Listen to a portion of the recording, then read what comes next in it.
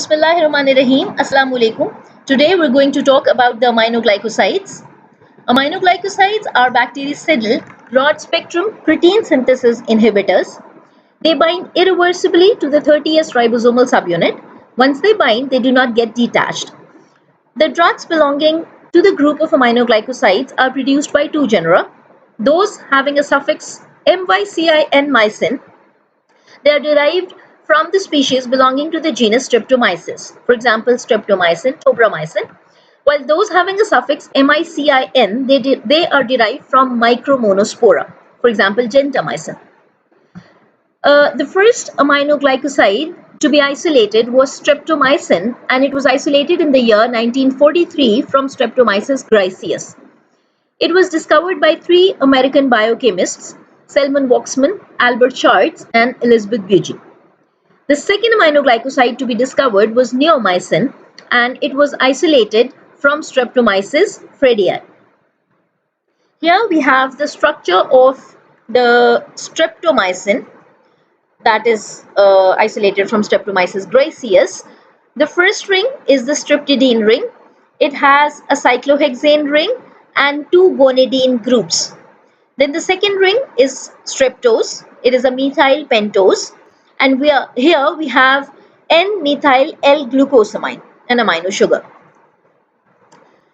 On the basis of structure, aminoglycosides are divided into the following groups. The first group is gentamicin group. Drugs like gentamicin, isepamycin, micronomycin, cyclomycin belong to this group. Then we have the kanamycin group, and drugs like amikacin or becacin, kanamycin, tobramycin belong to the group of kanamycin. Neomycin and paromomycin belong to neomycin group, while there are some aminoglycosides like astromycin, spectinomycin, streptomycin, which do not belong to any of these groups. Let's talk about the mode of action of aminoglycosides.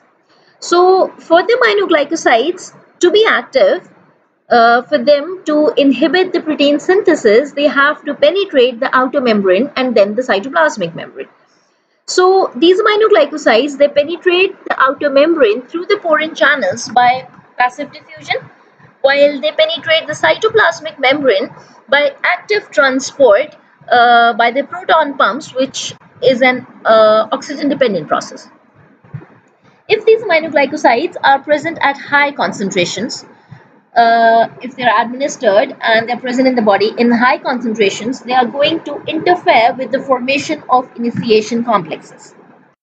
So let's look at the initiation complex.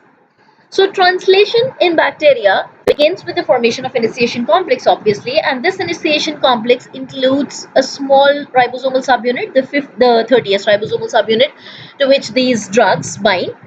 Then there is an mRNA having the codons, the tRNA carrying the N-formylmethionine, and the large ribosomal subunit, the 50S ribosomal subunit.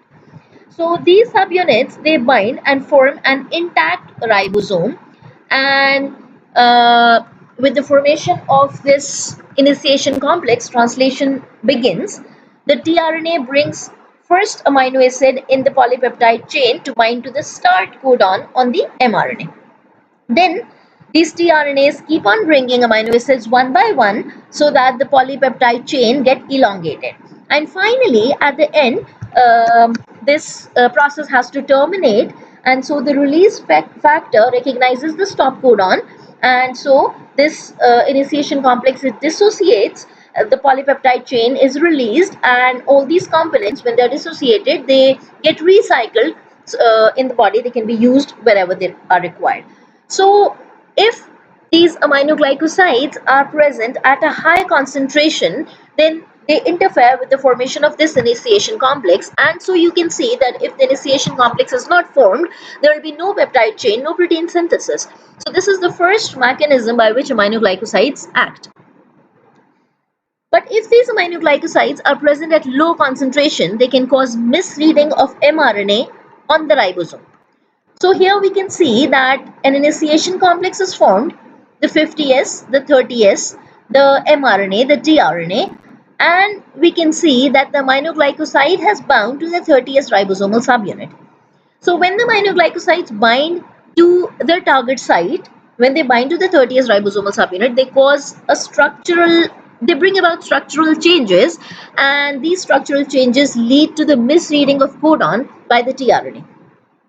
For example, here we can see that the mRNA carries the codon for arginine, but because of these structural changes, there is misreading of codon, and so the tRNA brings wrong amino acid, that is histamine.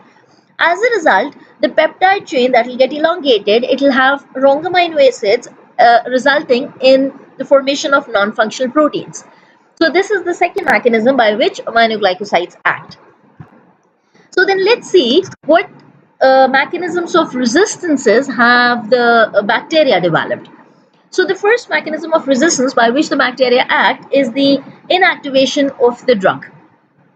And these bacteria, they inactivate the drug by having enzymes that cause the modification of aminoglycosides. They have aminoglycoside modifying enzymes. These enzymes bring about changes in the drug. They make structural changes in the drug, and so the drug gets inactivated. It is no longer functional. Uh, Enzymes like nucleotidyl transferase, acetyl transferase, and phosphotransferases, these enzymes they modify the aminoglycoside, they change the aminoglycoside, and so they inactivate the drug. The nucleotidyl transferases cause adenylation of hydroxyl group, that is, they bind an adenyl or other nucleotides to an OH group. Acetyl transferases cause acetylation of amino group, bringing an acetyl to an NH2. And the phosphotransferases, they cause phosphorylation of hydroxyl group. For example, binding a phosphate group to an OH. So because of these enzymes, there are structural changes in the aminoglycoside. The aminoglycoside structure is modified, thus resulting in inactivation of the drug. Then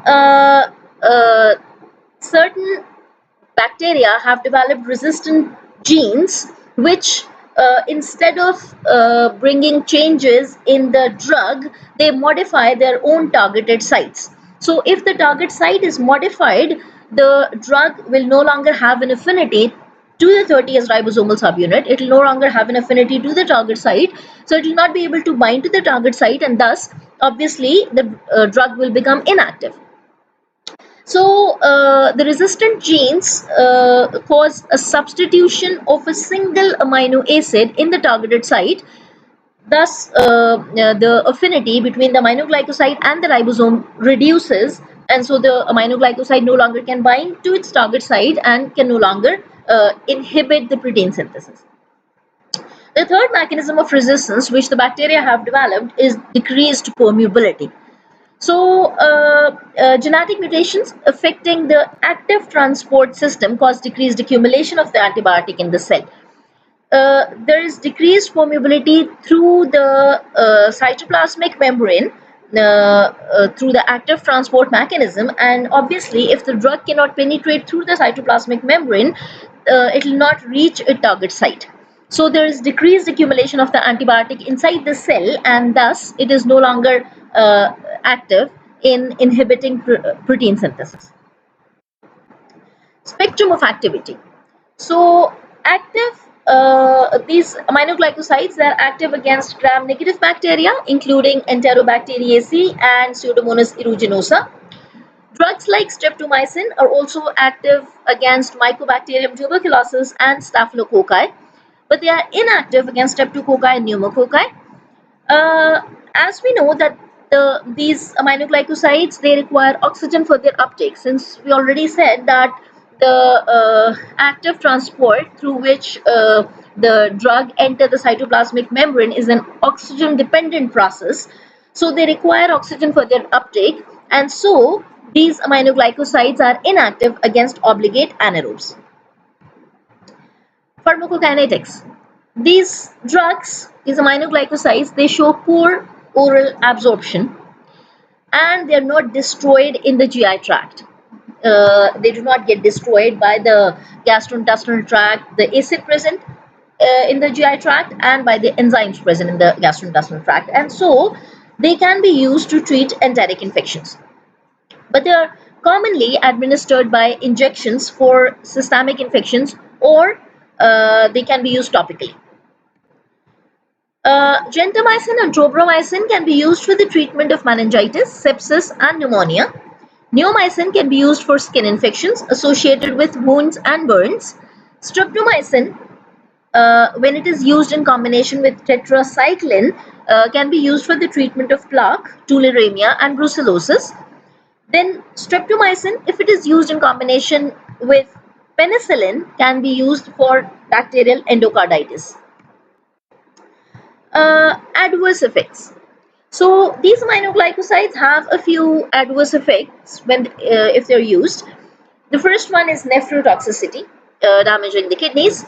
Retention of aminoglycosides by proximal tubule disrupts reabsorption, and it causes renal damage from mild reversible renal impairment to severe acute tubular necrosis, which can be irreversible.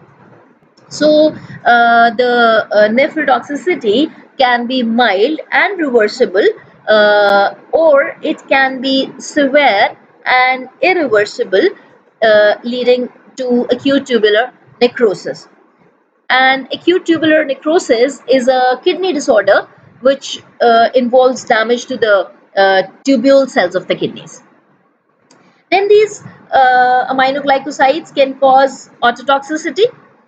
Ototoxicity may be auditory or vestibular, and it will depend upon high peak plasma levels and also on the duration of the treatment. So in case of auditory toxicity, the side effect may be irreversible.